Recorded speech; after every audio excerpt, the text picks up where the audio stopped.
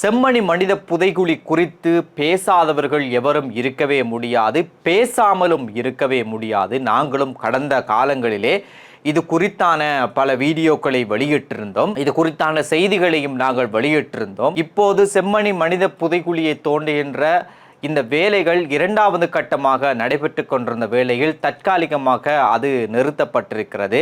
அந்த வேலை செய்யக்கூடிய அதிகாரிகளுக்கான ஓய்வின் காரணமாக, அவர்களுக்கு ஓய்வு எடுக்க வேண்டும் என்பதன் காரணமாக அது தற்காலிகமாக நிறுத்தப்பட்டிருக்கிறது.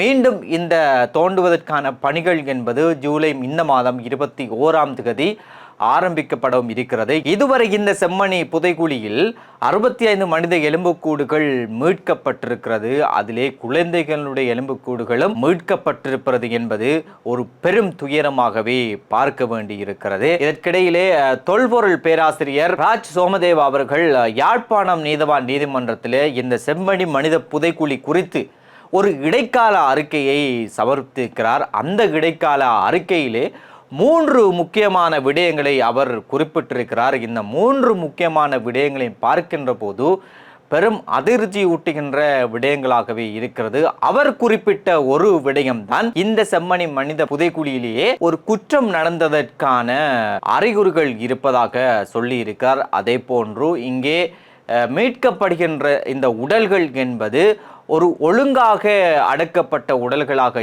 இல்லை, இது ஒழுங்கீனமாக போடப்பட்ட உடல்களாக இருக்கிறது. அதே நேரம் இந்த விடயத்திலே மேலும் விரிவான விசாரணைகளை மேற்கொள்ள வேண்டி இருக்கிறது என்கின்ற இந்த 3 முக்கியமான விடயங்களை அவர் அந்த நீதிமன்றத்திலே சமர்ப்பித்த இடைக்கால அறிக்கையிலே சொல்லி இருக்கிறார். இவர் சமர்ப்பித்த இந்த 3 விடயங்களை பார்க்கின்ற போது செம்மணி மனித புதைகுழியிலே ஏதோ ஒரு குற்றம் நடந்ததற்கான அடையாளங்கள், ஒரு கொடூரம் நடந்ததற்கான அடையாளங்கள் நிறையவே இருக்கிறது என்று சொல்லலாம். எப்படியோ இங்கே புதைக்கப்பட்டிருக்கின்ற அல்லது இதை தாண்டி வேறொரு இடங்களில் புதைக்கப்பட்டிருக்கின்ற எல்லா உடல்களும் மீட்கப்பட வேண்டும்.